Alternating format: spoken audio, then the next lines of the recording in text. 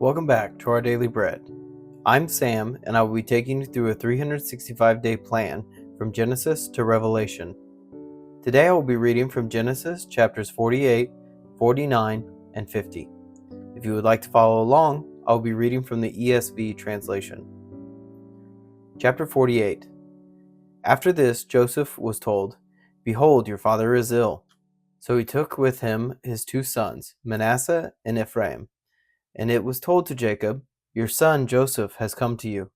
Then Israel summoned his strength and sat up in bed. And Jacob said to Joseph, "God Almighty appeared to me at Luz in the land of Canaan and blessed me, and said to me, Behold, I will make you fruitful and multiply you, and I will make of you a company of peoples, and will give this land to your offspring after you for an everlasting possession. And now your two sons, who were born to you in the land of Egypt before I came to you in Egypt, are mine. Ephraim and Manasseh shall be mine, as Reuben and Simeon are, and the children that you fathered after them shall be yours. They shall be called by the name of their brothers in their inheritance.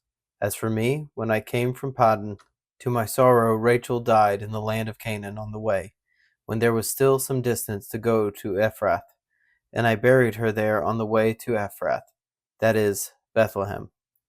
When Israel saw Joseph's sons, he said, Who are these? Joseph said to his father, These are my sons, whom God has given me here. And he said, Bring them to me, please, that I may bless them. Now the eyes of Israel were dim with age, so that he could not see. So Joseph brought them near to him, and he kissed them and embraced them. And Israel said to Joseph, I never expected to see your face, and behold, God has let me see your offspring also. Then Joseph removed them from his knees, and he bowed himself with his face to the earth. And Joseph took them both, Ephraim in his right hand toward Israel's left hand, and Manasseh in his left hand toward Israel's right hand, and brought them near him. And Israel stretched out his right hand and laid it on the head of Ephraim, who was the younger, and his left hand on the head of Manasseh, crossing his arms, for Manasseh was the firstborn. And he blessed Joseph and said, The God before whom my fathers Abraham and Isaac walked, the God who has been my shepherd all my life long to this day, the angel who has redeemed me from all evil, bless the boys, and in them let my name be carried on, in the name of my fathers Abraham and Isaac, and let them grow into a multitude in the midst of the earth. When Joseph saw that his father had laid his right hand on the head of Ephraim, it displeased him, and he took his father's hand to move it from Ephraim's head to Manasseh's head. And Joseph said to his father, Not this way, my father, since this one is the firstborn. Put your right hand on his head. But his father refused and said, I know, my son, I know. He also shall become a people, and he also shall be great.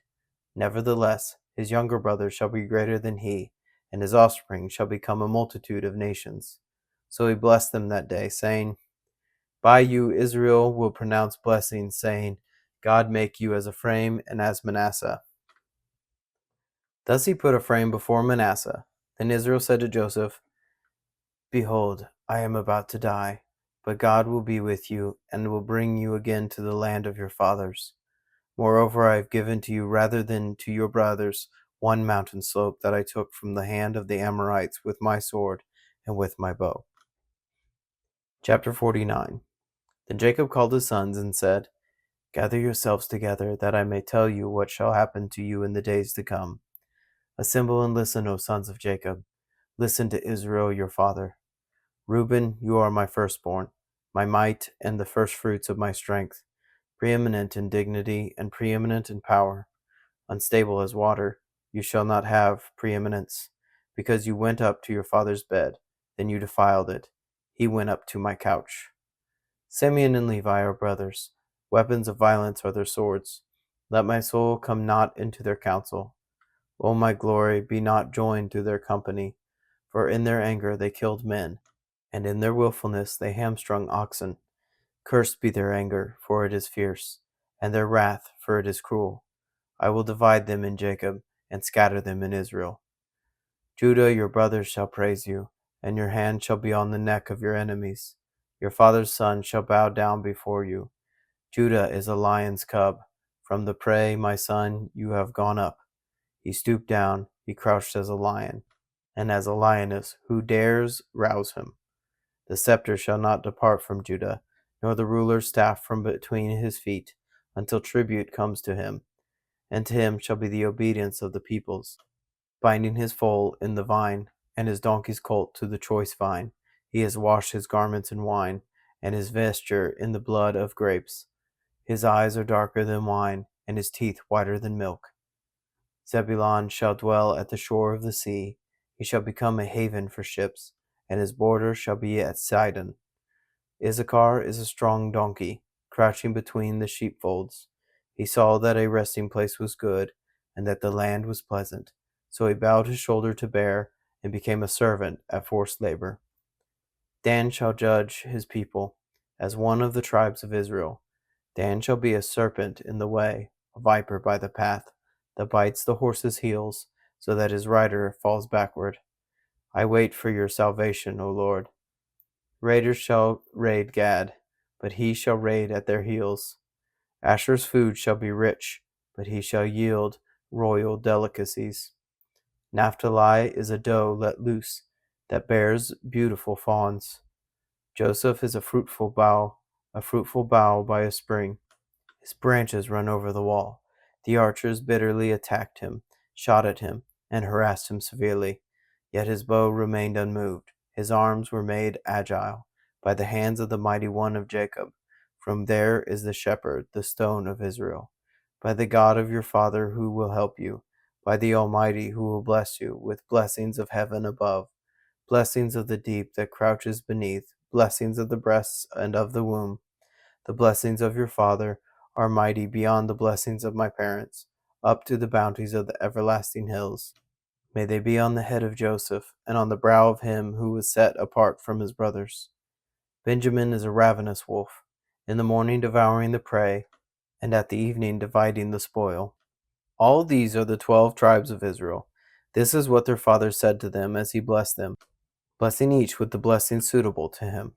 Then he commanded them and said to them, I am to be gathered to my people. Bury me with my fathers in the cave that is in the field of Ephron the Hittite, in the cave that is in the field at Machpelah, to the east of Mamre, in the land of Canaan, which Abraham bought with the field from Ephron the Hittite to possess as a burying place. There they buried Abraham and Sarah his wife. There they buried Isaac and Rebekah his wife. And there I buried Leah. The field and the cave that is in it were bought from the Hittites. When Jacob finished commanding his sons, he drew up his feet into the bed and breathed his last and was gathered to his people. Chapter 50. Then Joseph fell on his father's face and wept over him and kissed him. And Joseph commanded his servants, the physicians, to embalm his father. So the physicians embalmed Israel. 40 days were required for it, for that is how many are required for embalming. And the Egyptians wept for him 70 days. And when the days of weeping for him were past, Joseph spoke to the household of Pharaoh, saying, If now I have found favor in your eyes, please speak in the ears of Pharaoh, saying, My father made me swear, saying, I am about to die. In my tomb that I hewed out for myself in the land of Canaan, there shall you bury me. Now therefore, let me please go up and bury my father. Then I will return. And Pharaoh answered, Go up and bury your father, as he made you swear. So Joseph went up to bury his father. With him went up all the servants of Pharaoh, and the elders of his household, and all the elders of the land of Egypt, as well as all the household of Joseph, his brothers, and his father's household. Only their children, their flocks, and their herds were left in the land of Goshen. And there went up with him both chariots and horsemen. It was a very great company. When they came to the threshing floor of Atad, which is beyond the Jordan, they lamented there with a very great and grievous lamentation. And he made a mourning for his father 7 days. When the inhabitants of the land, the Canaanites, saw the mourning of the threshing floor of Atad, they said, This is a grievous mourning by the Egyptians. Therefore the place was named Abel Mizraim. It is beyond the Jordan. Thus his sons did for him as he had commanded them. For his sons carried him to the land of Canaan, and buried him in the cave at the field of Machpelah, to the east of Mamre, which Abraham bought with the field from Ephron the Hittite, to possess as a burying place. After he had buried his father, Joseph returned to Egypt, with his brothers and all who had gone up with him to bury his father. When Joseph's brothers saw that their father was dead, they said, "It may be that Joseph will hate us and pay us back for all the evil that we did to him." So they sent a message to Joseph saying, "Your father gave this command before he died. Say to Joseph, 'Please forgive the transgression of your brothers and their sin, because they did evil to you. And now, please forgive the transgression of the servants of the God of your father.'" Joseph wept when they spoke to him.